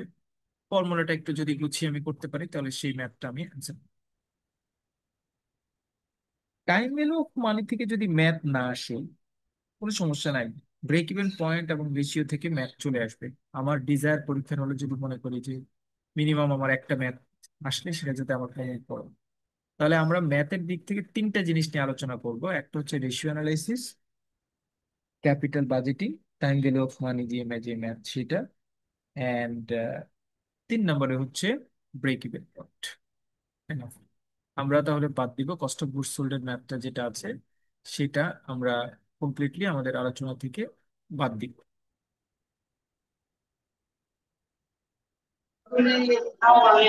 এবার আপনাদের কোয়েশ্চেন, কারণ আমি এবার মেইন হ্যাঁ, শিটে চলে যাব, আপনাদের কোয়েশ্চেন বলেন। ভাইয়া একটা কোশ্চেন ছিল।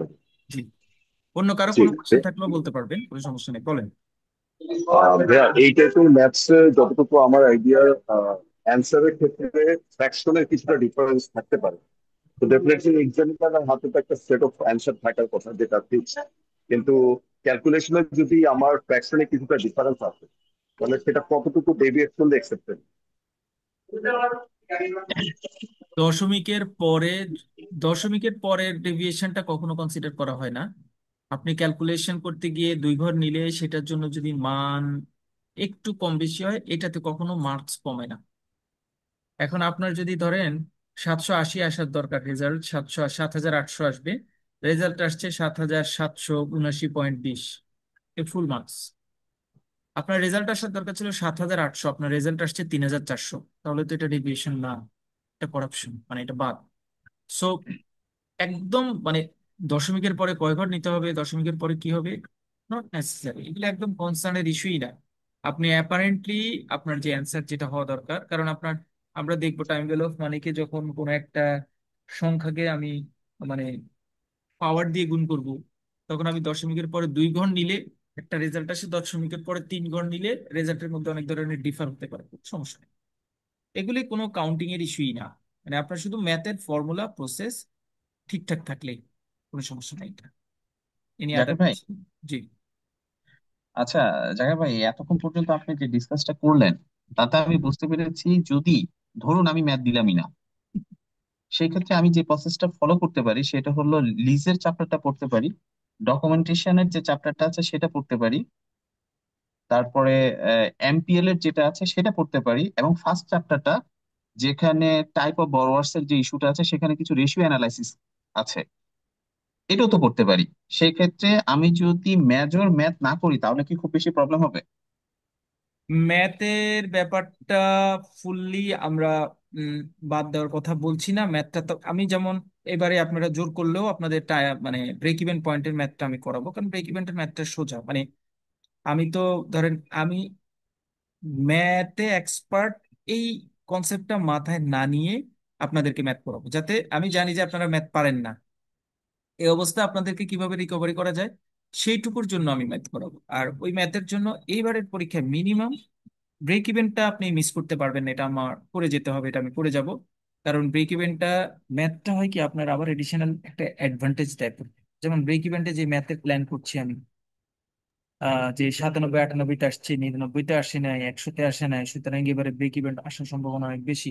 ব্রেক ইভেন্টের 20 মার্কসের বা 12 মার্কসের একটা ম্যাথ করতে সময় লাগে 8 মিনিট। অল্প তিনটার ডেটা, 6 7 8টা ফর্মুলা আছে, সেগুলো একটু মনে রাখলেই ম্যাথটা পেয়ে যাবে, খুব বেশি ক্যালকুলেশনও কিছু নাই। সো একদম ম্যাথ বাদ দিয়ে আপনি প্রিপারেশন নিবেন, এইটাতে আমি কখনো মানে সাপোর্ট করি না। যে পুরো ম্যাথটা বাদ দিয়ে আপনি প্রিপারেশন নেন। হ্যাঁ, অনেক জিনিস হলো যেটা হয়, যেটা আসলে গত বছর হয়েছে, এর আগের বারও হয়েছে, সবাই এটা করে।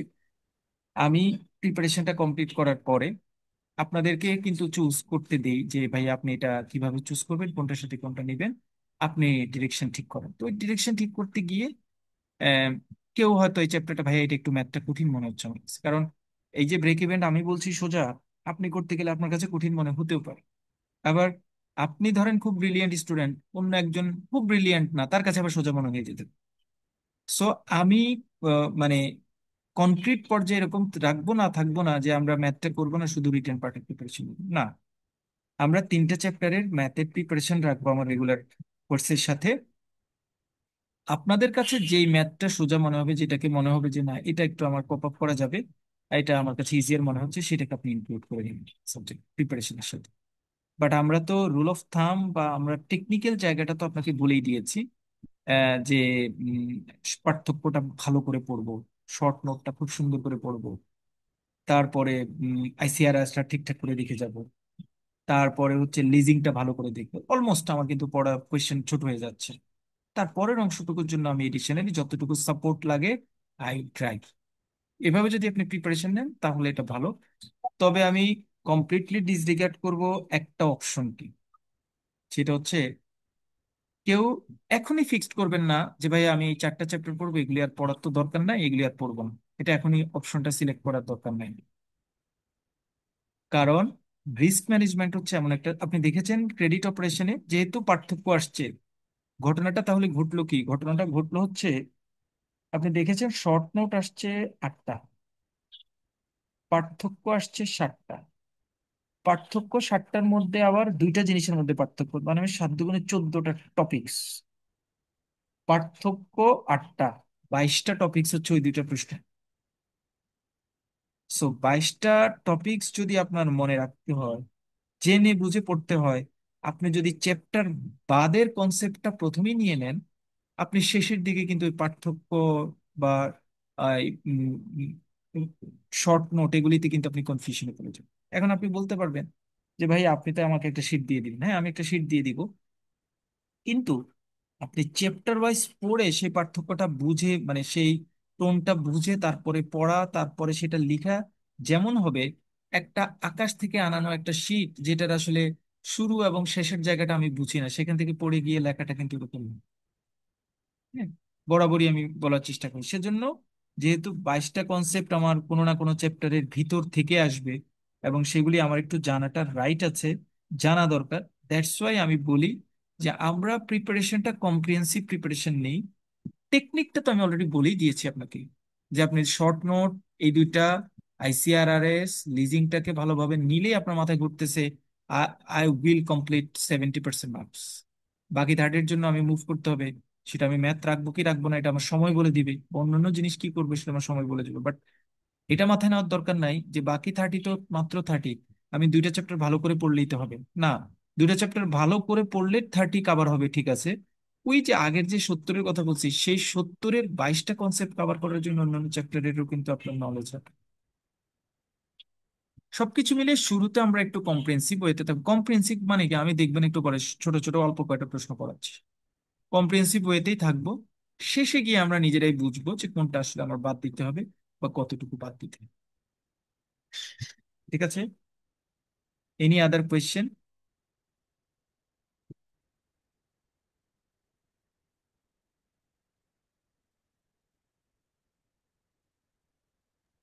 আচ্ছা। আর না ভাইয়া, জি, সাইদুল ভাই। না ভাই, এখন কোশ্চেন স্টার্ট আচ্ছা, করে প্লিজ। তাহলে আমরা মোটামুটি আমাদের যেহেতু টাইম কাভারেজ আছে, আমরা একটু স্টার্ট করি, তাহলে আপনারা হয়তো ধরতে সুবিধা হবে। হ্যাঁ, পরে আমরা স্টার্ট করে ফেলি। প্রথমে module A, credit operation, introduction of loans and advance. Loans and অ্যাডভান্সের ইন্ট্রোডাকশনটা নিয়ে আমাদের প্রথম চ্যাপ্টারের প্রথম প্রশ্ন। What is the difference between loan and advance? Explain different credit facilities in bank. আমাদের ব্যাংকের বিভিন্ন ধরনের ক্রেডিট ফ্যাসিলিটিস গুলি নিয়ে আমরা এখানে আলোচনা করবো বা আলোচনা করার চেষ্টা করব। প্রথমে বলা হচ্ছে কি difference between loan and advance. Loan এবং অ্যাডভান্সের মধ্যে পার্থক্য কি? বিভিন্ন ধরনের ক্রেডিট ফ্যাসিলিটিস, অথবা আমরা কয় ধরনের ক্রেডিট ফ্যাসিলিটিস দিই, বিভিন্ন ধরনের ক্রেডিট ফ্যাসিলিটিস এর ইন্ট্রোডাকশনটা জানার চেষ্টা করা হচ্ছে। ওকে, লোন আর অ্যাডভান্সের মধ্যে পার্থক্য। Loans are long term borrowing, while advance are short term credit facilities. Loans open have a fixed repayment schedule, while advance offer more flexible repayment terms. Loans generally come with higher interest rate compared to advance, which usually have a low interest rate. Collateral is commonly required for loan, whereas advance may or may not be required for collateral. Loans R typically, আমি আসবো আবার সবগুলি আবার ব্যাখ্যা করব, আমি একটু পড়ে যাচ্ছি আপনাদের একটু মানে আপনাদের কানে দেওয়ার জন্য। Loans are typically used for substantial investment, while advance are often utilized for working capital or immediate expense. Loans involve a formal application procedure, whereas advance can be granted based on the relationship between the borrower and creditor. Require more extensive documentation and paperwork in loan, while advance have simpler documentation and processing requirement. এবার আপনাদের এতটুকু পড়ার পরে আপনাদের কাছে আমার একটা প্রশ্ন, কেউ কি আমাকে একটু শর্ট নিজের মতো করে লোন আর অ্যাডভান্সের একটু পার্থক্যটা বলতে পারবেন? যে একটা উদাহরণ দিয়ে বললেও বলতে পারেন যে ভাই ধরেন এটা লোন, এটা অ্যাডভান্স। কেউ কি বলতে পারবেন? ভাইয়া টার্ম আমি কি বলবো ভাইয়া? জি জি, প্লিজ।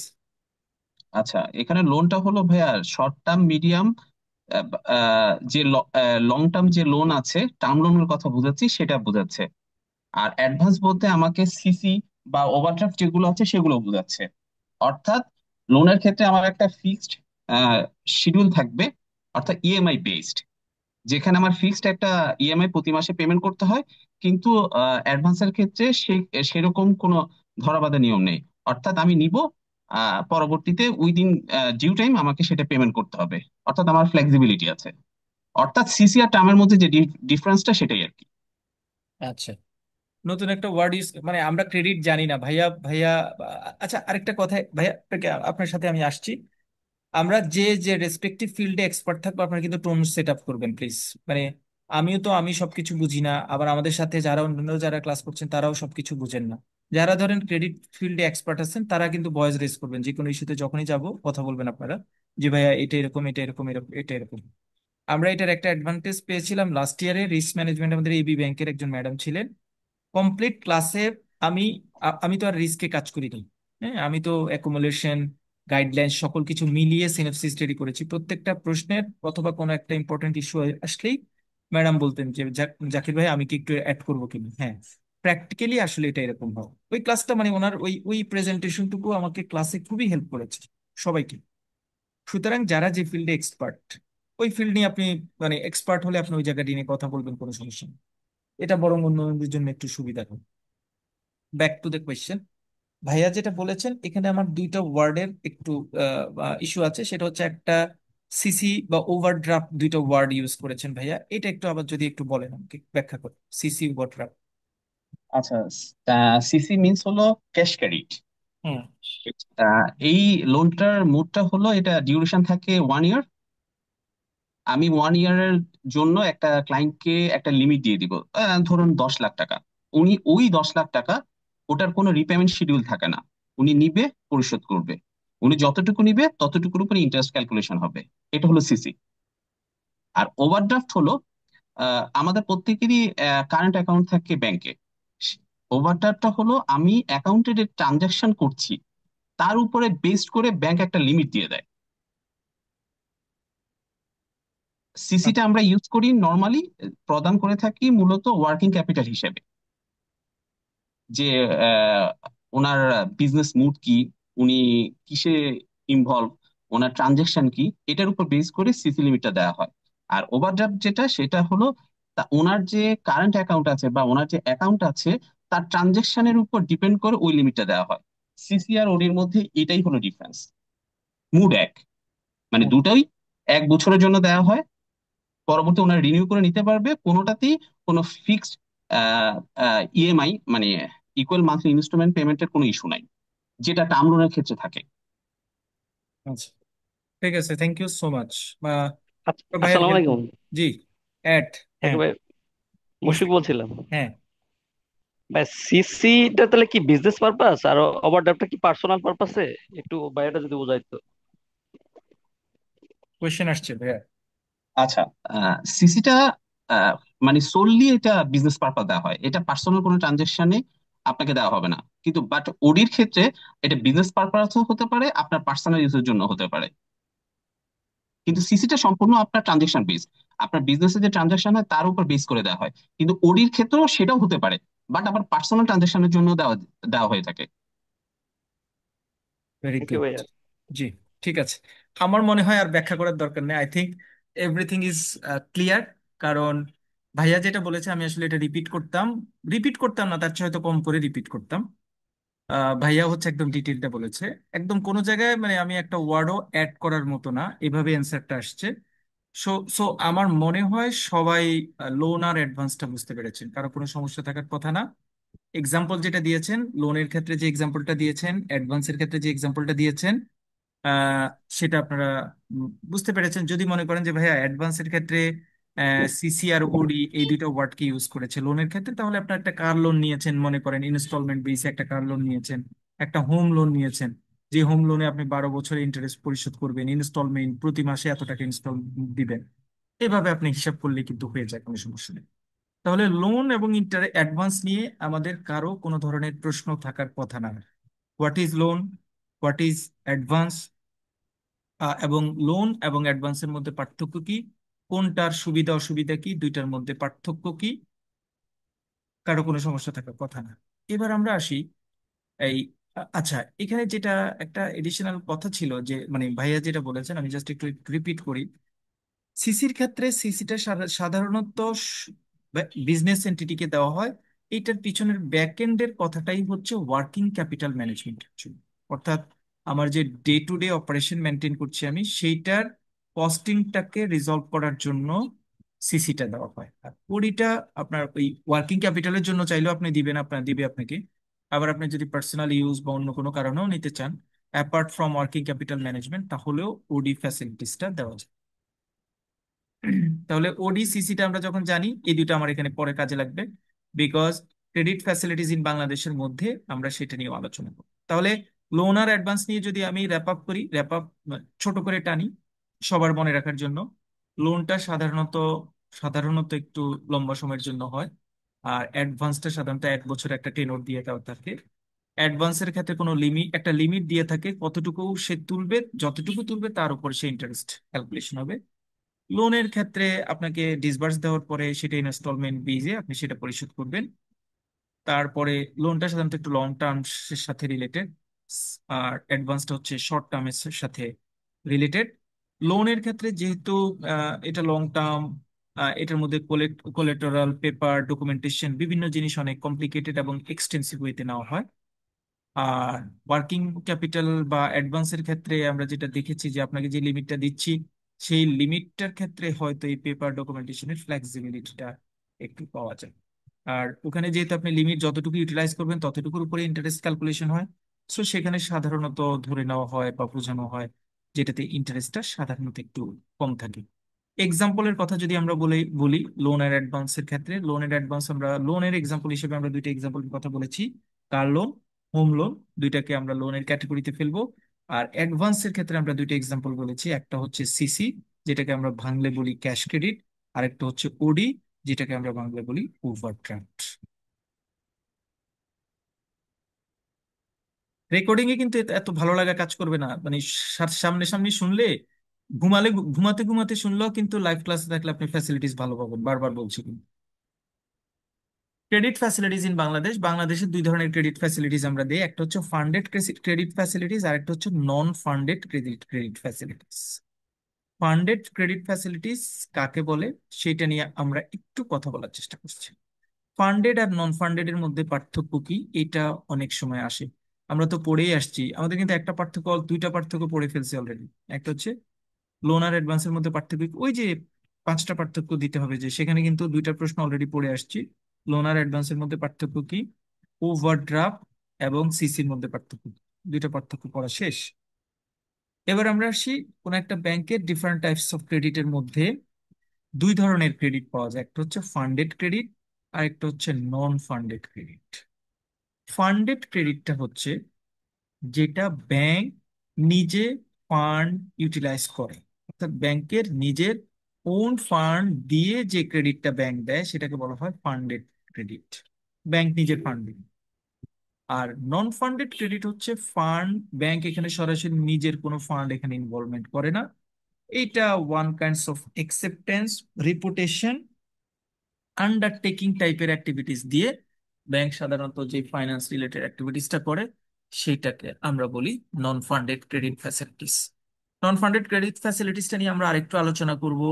এটা নিয়ে একটা সার্কুলার আছে, সেই সার্কুলারটা আপনাদেরকে দেখাবো, মানে আমরা ডিটেইল আলোচনা করব, কারণ নন ফান্ডেডটা নিয়ে অনেকের একটু কনফিউশন থাকে, স্পেশালি যারা ট্রেডে কাজ করে না তাদের ওই জায়গাটাতে একটু কনফিউশন থাকে, বা কোনগুলি নন ফান্ডেড, এটা আসলে কিভাবে কাজ করে আমরা দেখবো গ্রাজুয়ালি। প্রথমে চলে আসে ফান্ডেড ফ্যাসিলিটিস গুলি নিয়ে আমরা কথা বলে যাব। লোন আমি কথা বলবো না, আর ক্যাশ ক্রেডিট কথা বলবো না, আর ক্যাশ ক্রেডিট প্লেস নতুন একটা টপিক আসছে, ক্যাশ ক্রেডিট হাইপোথিকেশন। যদিও ক্যাশ ক্রেডিট প্লেস এবং ক্যাশ ক্রেডিট হাইপোথিকেশন এটা আমার চার্জ ডকুমেন্টের দুইটা জায়গায় আমরা প্লেস এবং হাইপোথিকেশনটা যখন পড়বো সেটা হলে আমাদের একটু বুঝতে সুবিধা হবে। বাট এখানে আমরা একটু দেখে যাই ক্যাশ ক্রেডিট প্লেস মানে কি জিনিস। This type of facility is provided against place of goods, মানে আপনি যে গুডসটার এগেনস্টে ক্রেডিট ফ্যাসিলিটিসটা দিবেন, সেই গুডস, সেই মার্চেন্ডাইজিং ইভেন্ট, সকল কিছু which remain in the godown under the procession of the bank, ব্যাংকের গোডাউনে থাকবে, ব্যাংক সেই গুডসের প্রসেশন রাখবে নিজের কাছে, কাস্টমারকে ফ্যাসিলিটিস দিবে গুডসটাকে তার কোলেটারাল বা তার রিটেইনে রেখে, তার কাছে রেখে কাস্টমার আস্তে আস্তে পরিশোধ করবে টাকা, গুডসটা আস্তে আস্তে রিলিজ হবে। এটা হচ্ছে cash credit pledge. Cash credit hypothecation, যদিও প্লেস এবং হাইপোথিকেশনের পরে আমরা আরো পার্থক্য করব। ক্যাশ ক্রেডিট হাইপোথিকেশন হচ্ছে এমন একটা প্রসেস যেখানে cash credit is sometimes allowed against hypothecation. Cash credit আমি মাঝে মাঝে হাইপোথিকেশনের জন্য দিই। It is called cash credit hypothecation. For example, আমি যদি একটা এক্সাম্পল দিই তাহলে আপনাদের একটু বুঝতে সুবিধা হবে। In a manufacturing company whose stocks of raw materials and manufacturing goods constantly fluctuate, দাম কমা কমা বাড়ার মধ্যে থাকে, it is difficult for the banker to control such changes. আপনার ওই গুডসের মানে এত দ্রুত যায়, এত দ্রুত আসে, আপনার সেটা চেঞ্জ মানে কখন যাচ্ছে কখন আসতেছে এটা ধরাটা আপনার জন্য টাফ হয়ে যায়। In case of hypothecation, both ownership and possession remain with the borrower, although by virtue of the hypothecation agreement the bank can take possession of the goods if the borrower default. Pledge এবং হাইপোথিকেশনের ক্ষেত্রে ছোট্ট একটা পার্থক্য আমরা দেখি। এখানে বলা হচ্ছে মানে আমি কোন প্রোডাক্টের জন্য হাইপোথিকেশন দিব। কিছু কিছু কাস্টমার আছে এমন কিছু প্রোডাক্টের ডিল করে যে প্রোডাক্টগুলি প্রতিনিয়ত কম বেশি বাল্ক আইটেমে আসে, কমানো বাড়ানো বিক্রি বাই সেল কমপ্লিকেটেড ওয়েতে হয়, ব্যাংক এটা ম্যাটিকুলাসলি খেয়াল রাখতে পারে। ধরেন আমাদের একটা কাস্টমার আছে, কাস্টমার ছিল যে কাস্টমারটা হচ্ছে টাইলস এর বিজনেস করতো। তাহলে তার টাইলস আসতো বাইরে থেকে, যখন আমরা দেখতাম যে টাইলস আসছে 3,000 প্যাকেট, 3,000 প্যাকেট গোডাউনে নিয়ে আসছে, আমার গোডাউনে মানে ব্যাংকের গোডাউনে রেখেছি, মানে ব্যাংক তার প্রসেশনে রেখেছে। তারপরে আস্তে আস্তে ও আমাকে ওর ইয়ে দিয়েছে, নোটিশ দিয়েছে যে আমি আজকে 100 প্যাকেট টাইলস নিব। আমি 100 প্যাকেট টাইলস গুনে বের করে দিয়েছি, এটা সমপরিমাণ টাকা অ্যাডজাস্ট করে ফেলেছি। কিন্তু যদি আমার কোনো গুডসের ক্ষেত্রে হয়, ধরেন মুদি দোকানের কোনো একটা ফাইন্যান্সিং অ্যাক্টিভিটিতে আমি যাই, তাহলে মুদি দোকানের যে যত রকমের আইটেম আছে, অথবা অন্য কোনো আইটেম, এমন কোনো আইটেম যেই আইটেমটা বাল্ক আকারে যায়, অথবা যেই আইটেমটা শুধু একটা আইটেম না এটার সাথে অনেকগুলি অ্যাক্সেসরিজ জড়িত থাকে, এই টাইপের অ্যাক্টিভিটিস গুলিতে দেখা যায় কতটুকু গোডাউনে ঢুকছে কতটুকু গোডাউন থেকে বের হয়ে যাচ্ছে, এই হিসাবটা মাথায় রাখাটা অনেক টাফ হয়ে যায়। তাহলে যেটা মাথায় রাখাটা অনেক টাফ হয়ে যায়, ব্যাংক তখন চিন্তা করবে বাইরে ভাই এটা আমার গোডাউনে রেখে লাভ নাই, এটা আমার গোডাউনে রাখলে আর উল্টা ঝামেলায় পড়বো আমি। এত পরিমাণ বাইরের তো গাড়ি না, 10টা গাড়ি ঢুকেছে, 5টা গাড়ি সেল হয়েছে, বাকি 5টা আছে, এরকম না। এটা কন্টিনিউয়াসলি প্রোডাক্ট ঢুকে কন্টিনিউয়াসলি প্রোডাক্ট পাই। যখনই এই টাইপের বাল্ক কমপ্লিকেটেড অথবা অ্যাক্সেসরিজ বেসড প্রোডাক্টের ট্রানজেকশন বা কাস্টমার লোন ফ্যাসিলিটির জন্য আপনার কাছে আসে, তখন আপনি সেই লোন ফ্যাসিলিটিসটা তাকে হাইপোথিকেশন লোন ফ্যাসিলিটিসটা, হাইপোথিকেশন লোন ফ্যাসিলিটিতে গুডসের গুডসের প্রসেসন এবং ওনারশিপ দুইটাই কাস্টমারের নামে দেওয়া হয়। আমি শুধু কন্ট্রোল পাওয়ারটা রাখি, মনিটর করি। কোনো কারণে যদি কাস্টমার ডিফল্ট হয় তাহলে এই গুডসটা আমার প্রসেসনে নিয়ে আসি, আদারওয়াইজ গুডস এবং ওনারশিপ দুইটাই কাস্টমারের কাছে দেওয়া হয়।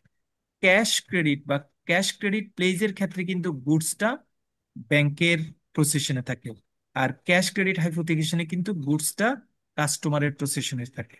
এটা কিন্তু খুব ইম্পর্টেন্ট। জাকির ভাই, আমার একটা কোয়েশ্চেন ছিল। জি। আচ্ছা, প্লেজের ক্ষেত্রে is the bailment of good where ownership and possession remain, ownership remain the client but possession taken by the bank, right? Right. প্লেজের ক্ষেত্রে।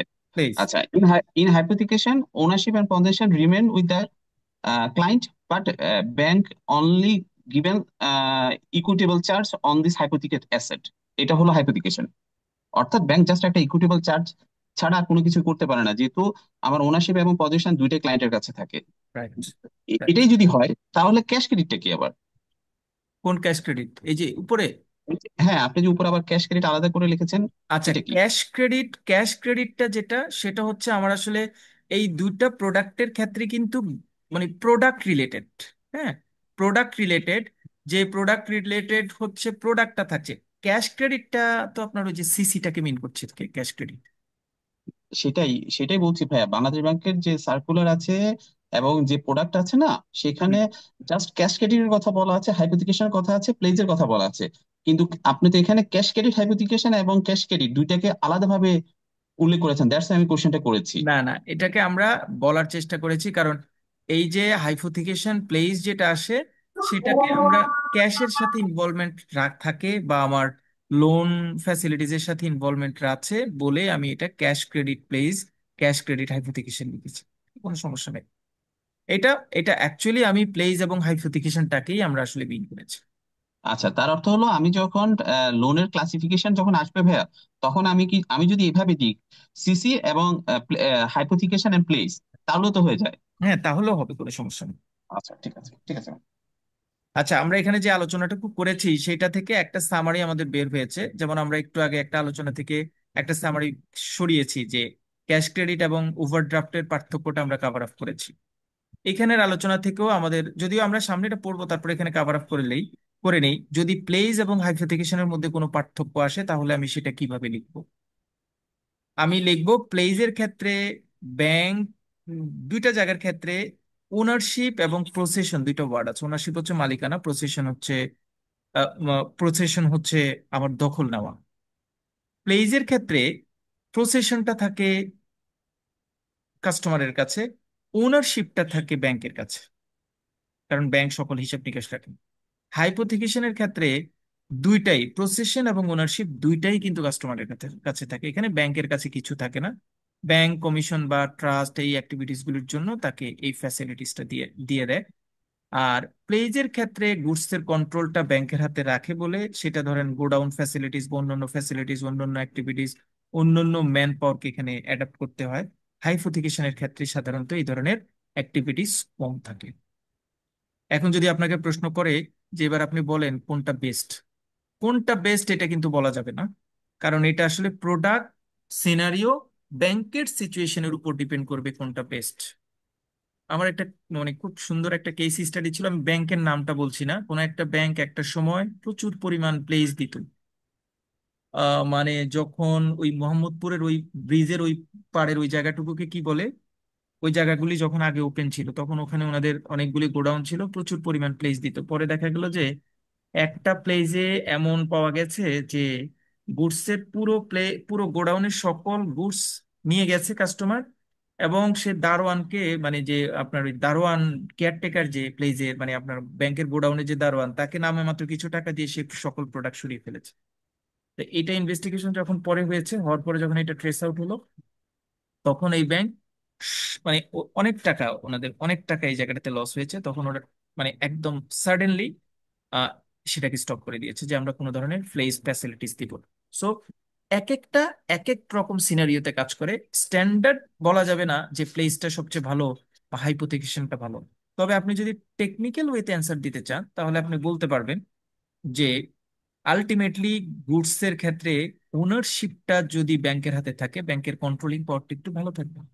সো যেহেতু প্লেজে কন্ট্রোলিং পাওয়ার থাকে, যদিও এখানে ম্যান পাওয়ার লাগে, গোডাউনের ফ্যাসিলিটিস দিতে হয়, প্লেসটা কন্ট্রোলিং এর দিক থেকে বা কন্ট্রোলিং পাওয়ারের সেন্সে একটু ভালো। ওভারড্রাফট আলোচনা করেছি। বিল পারচেজ অ্যান্ড ডিসকাউন্টিং, এটা নর্মালি ট্রেড ফাইন্যান্সের সাথে জড়িত। মানে কোনো একটা কাস্টমার, ধরেন কেউ বিদেশে গুডস পাঠিয়েছে, এক্সপোর্ট করেছে, এবং তার সেলস কন্ট্রাক্টের কন্ডিশন ছিল 180 দিন পরে পেমেন্ট পাবে, কিন্তু ইন দ্য মিন টাইম সে তো গুডসটা সেন্ড করেছে, তার টাকা দরকার, সে ব্যাংকের কাছে সেই ডকুমেন্টটা সাবমিট করে বলতে পারে যে ভাইয়া এটা তো আমি 180 দিন পরে পেমেন্ট পাবো, $10,000, তুমি আমাকে এটা একটু পারচেস করে কিছু টাকা আমাকে এখান থেকে রিইম্বার্সমেন্ট করো। তো ব্যাংকও যখন দেখেছে ফরেন ব্যাংক তাকে একটা অ্যাকসেপ্টেন্স দিয়েছে, অ্যাকসেপ্টেন্সের ভ্যালু আছে, ট্রেড ফাইন্যান্স আমরা আলোচনা করেছি। সো তখন ওই ডকুমেন্টটা রেখে ব্যাংক তাকে একটা নির্দিষ্ট পোর্শন ফাইন্যান্স করে, ব্যাংকের নিজের ফান্ড ফাইন্যান্স করে। এটাকেই বলা হয় বিল পারচেস বা ডিসকাউন্টিং। দুইটা ইস্যুকে, যদিও এখানে দুইটা ইস্যু বলা, বিল পারচেস মানে হচ্ছে আমি বিলটাকে পারচেস করে নিচ্ছি, অর্থাৎ যেটা অন ম্যাচুরিটিতে যে পেমেন্টটা আসবে তার একটা নির্দিষ্ট অংশ আমি এখন নিয়ে নিচ্ছি, ব্যাংক তার নিজস্ব ফান্ড থেকে সেই অংশটুকু তাকে ডিসবার্স করে। যখন অন ম্যাচুরিটিতে অরিজিনাল ফান্ডটা আসে তখন ব্যাংক সেটা অ্যাডজাস্ট করে বাকি অংশটুকু কাস্টমারকে দিয়ে দেয়। কনজিউমার ক্রেডিট, আমার মনে হয় এটা আমরা বুঝতে পেরেছি। আমাদের ডেইলি নেসেসিটির অ্যাক্টিভিটিস এর জন্য আমরা যে ক্রেডিটটা অ্যাপ্লাই করি, সেই সেই সেই ক্রেডিটটার কথা এখানে বলা হয়েছে। এসএমই ক্রেডিট, স্মল এবং মিডিয়াম এন্টারপ্রাইজের জন্য এসএমই এর ডেফিনেশনটা ভালোভাবে পড়তে হবে, আমি একটু ফার্দার বলে রাখছি। এসএমই এর ডেফিনেশনে বাংলাদেশ ব্যাংকের যে সার্কুলার আছে সেই সার্কুলারটা একটু ভালোভাবে পড়তে হবে। আর ভাইয়া, যে আমার সাথে যিনি কথা বলছিলেন ভাইয়া, আপনি যেটা করবেন, আপনি টাইম টু টাইম যে জায়গাগুলিতে মনে করবেন যে এই সার্কুলারটা এখন একটু আমাদের ক্রেডিটের সাথে অ্যালাইন থাকবে, আপনি যখনই পড়তে যাবেন কোনোটা মনে করছেন যেটা আমাদের মনে হয় গ্রুপে অন্যদের একটু জানা দরকার, আপনি গ্রুপে থ্রো করে দিবেন, কোনো সমস্যা নেই। ঠিক আছে, তাহলে অন্যরা এটা একটু আপডেটেড হবে। ঠিক আছে জাকির ভাই, আমি দিয়ে জি। দিব। SME credit, small and medium এন্টারপ্রাইজের জন্য যে ক্রেডিট ফ্যাসিলিটিসটা দেওয়া হয় সেটা সিন্ডিকেটেড ফাইন্যান্স। এটা সাধারণত একটা গ্রুপ অফ লেন্ডার্স একত্র হয়ে যখন কোনো ফাইন্যান্সিং অ্যাক্টিভিটিস করে তখন সেটাকে আমরা সিন্ডিকেটেড লোন বা সিন্ডিকেটেড ফাইন্যান্স বলা হয়। আমি আপনাদের এই শীটটা একটু পরে শেয়ার করব, কারণ আমি এই শীটে প্রত্যেকটার সাথে একটা একটা এক্সাম্পল দিয়ে দিব, তাহলে আপনাদের পড়তে সুবিধা হবে। লিজ ফাইন্যান্সিং, এটা আমরা পড়েছি যে কোনো একটা অ্যাসেট, আমি কোনো একটা অ্যাসেট, মেশিনারি বা অন্য কোনো জিনিস আমি ভাড়া দিব, ভাড়া দিয়ে সেটা ভাড়া আকারে নিব, অন ম্যাচুরিটিতে সেই অ্যাসেটটা আমি, মানে যিনি মালিক তার কাছে আবার ফেরত চলে আসবে। এটা হচ্ছে আমরা নন ফান্ডেড এতটুকু আলোচনা করেছি। আজকের ক্লাসটা আমরা নন ফান্ডেড পর্যন্তই থাকবে। নেক্সট ক্লাসে আমরা, সরি, আজকের ক্লাসে আমরা ফান্ডেড যতটুকু আলোচনা করেছি অতটুকুই থাকবে। নেক্সট ক্লাসে আমরা নন ফান্ডেড ইস্যুসটা নিয়ে আলোচনা করব। এইটার সাথে একটা সার্কুলার আছে, সেই সার্কুলার সহ আমরা আলোচনা করবো নেক্সট ক্লাস। ঠিক আছে, সবাই কি ক্লিয়ার? বুঝতে পারছেন যে ক্রেডিটটা আসলে খুব কঠিন হবে না, ধরতে পারলে এটা সোজা সাবজেক্ট। আমি এখন ক্লিয়ার জাকির ভাই, ওকে। ম্যাথ ছাড়া আমি ক্লিয়ার। আচ্ছা, ম্যাথটা আমার কাছে ভাইয়া কোনো সমস্যা নেই, ম্যাথটা আমি দেখবো, অ্যাটলিস্ট ব্রেক ইভেন পয়েন্টের ম্যাথটা আমি আপনাদের সবাইকে একটু ভালোভাবে শেষ করাবো। তারপরের ম্যাথটুকু যদি মনে করেন যে আপনারা মানে বাদ দিতে চান সেটা আপনাদের ইস্যু, বাট ব্রেক ইভেনটা আমি কভার। তাহলে আমরা একটু ব্রেকে যাব। উম তারপরে আমরা 5টা 5-এ, 15 মিনিটের একটা ব্রেক নিই। 5টা 5-এ আমরা তাহলে আমাদের পরের ক্লাসটা শুরু করব। পরের ক্লাস হচ্ছে GFI, governance in financial institution. আমি যেহেতু রেকর্ডিং করতে হবে আমি এটা লগ আউট করবো। আপনারা 5টা 5-এ সবাই আবার অ্যাড হবেন ইনশাল্লাহ। সবাই ভালো থাকবেন, আসসালাম।